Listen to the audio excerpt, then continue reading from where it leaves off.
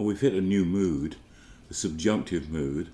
It's not radically different in terms of the forms that you look at. If you think of the subjunctive mood, really think of it in sense of doubt. Sort of a mood of doubtful assertion. This may happen. Cast in the future. It's not indicative as the future would be, because that's definite. That's something that's going to happen.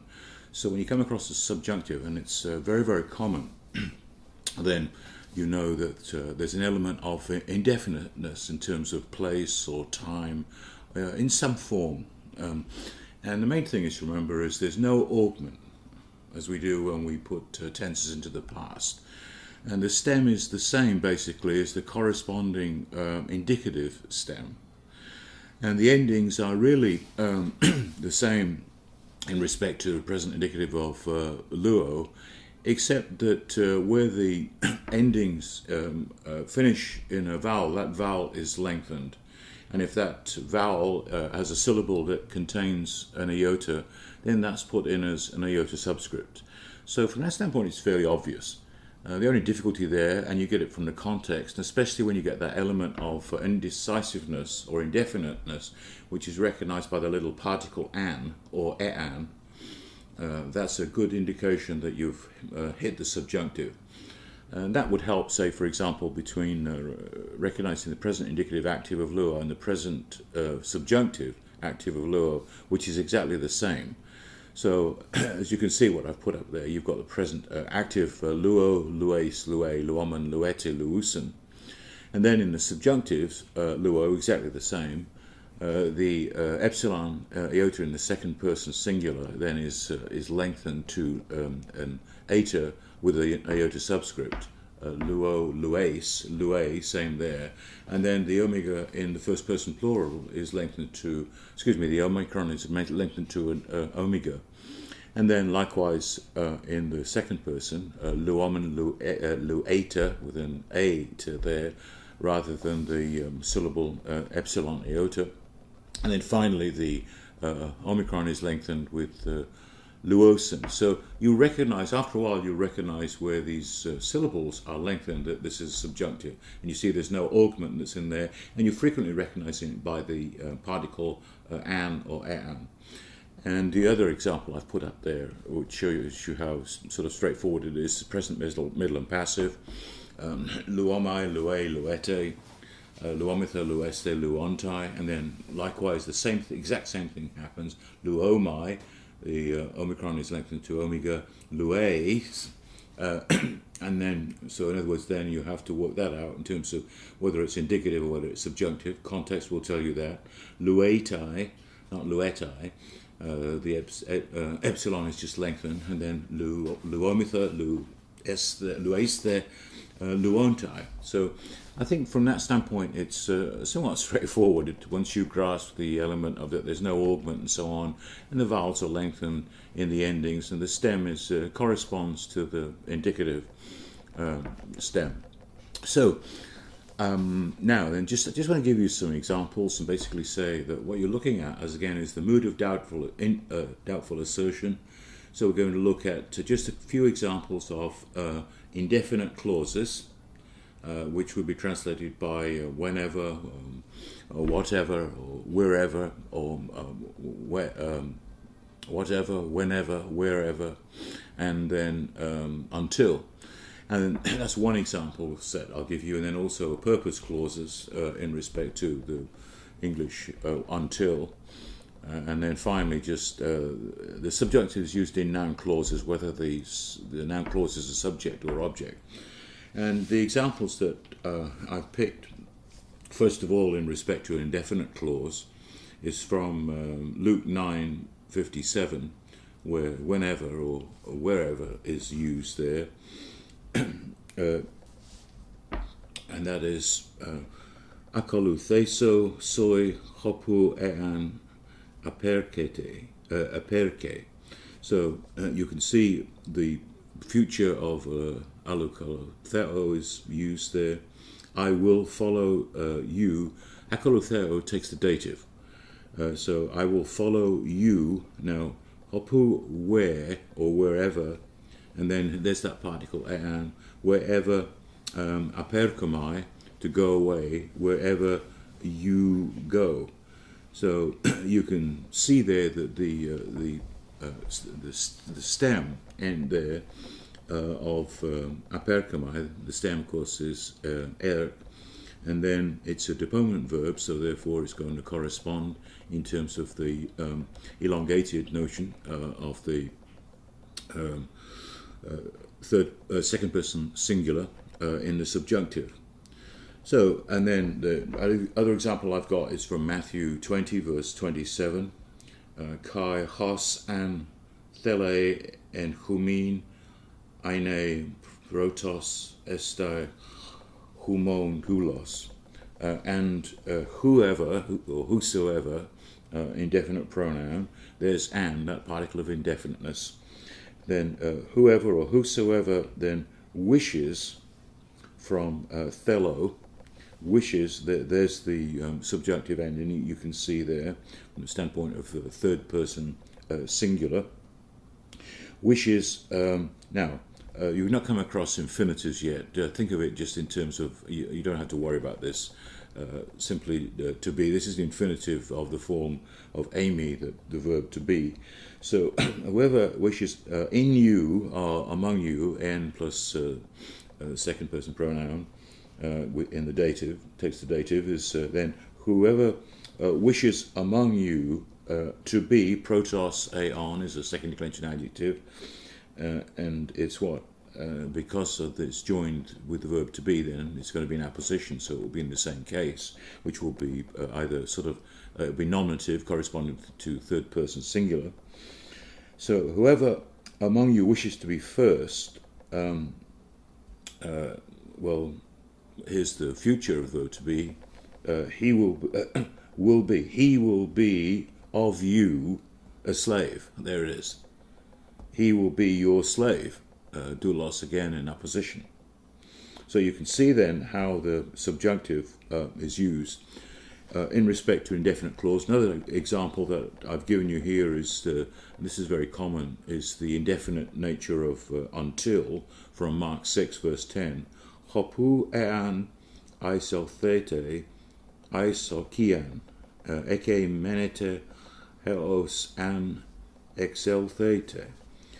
Now, hopu, where, wherever, there's the indefinite nature again of and wherever, now, or wherever, or whenever you go into, eserkamai, to go into, or to come into, you can see then it's an aorist form because the verbal stem is not the present stem. So then whenever you go into, in other words, it's indefinite, then into a house, what do you do? Kia is feminine noun, first declension ending in a vowel or row. Now what you do then is you remain, meno you know, but you don't know the form here. This is an imperative. Remain there in that place. Now, heos, there it is, until you go out, and that indefinite nature of the particle there, and then the same thing again in terms of an aorist subjunctive, excel theta, second person plural. So you can see how the notion of the fact that heos or heos and then refers to what? Something that's not definite. It doesn't refer to a definite time until you go out. And then finally the purpose clauses that I've just given a couple of, a purpose clause I've given, where is this? This is from John 1 verse 7. Elthon hina maturese peri tu photos. Erkamai, he came, then aorist form. Now, there we go. In order that, purpose clause, for the purpose of, what? That he might bear witness, matureo, third person singular, to the light, or literally with that preposition peri, about the light. So he came in order to bear witness to the light. That's the purpose of his coming. So the subjunctive is used here to denote purpose in respect to him coming. And then finally, I've just given a couple of noun clauses. There's a lot of variations of the subjunctive that I don't think is really helpful at this point, other than what Mount says about them. You just come across them. And the main thing is to recognize them and then work backwards. Once you recognize the form in Greek, you can look back and you say, now, what is this technically, grammatically speaking? Is it a noun clause? Is it a subject clause or object clause? Is it an indefinite clause? Is that why this is used here? After a while, they're so common that you recognize them straight away as you come across them. So the subject of a verb here is a noun clause with the subjunctive, which you'll recognize there by hina. Emon broma estin hina poio tothelema tu pempsantos me. Now,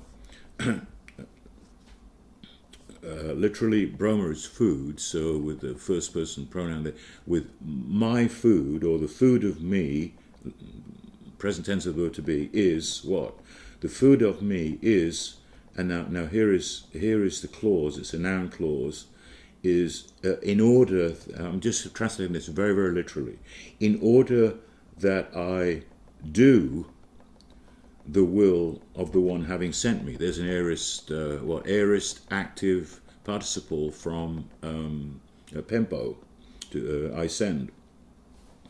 And so you see how all this is put together in the first person, because it's in apposition. So this is basically the subject of the verb. In other words, then to do the will of the one having sent me, there it is, the subject, noun clause subject, is my food.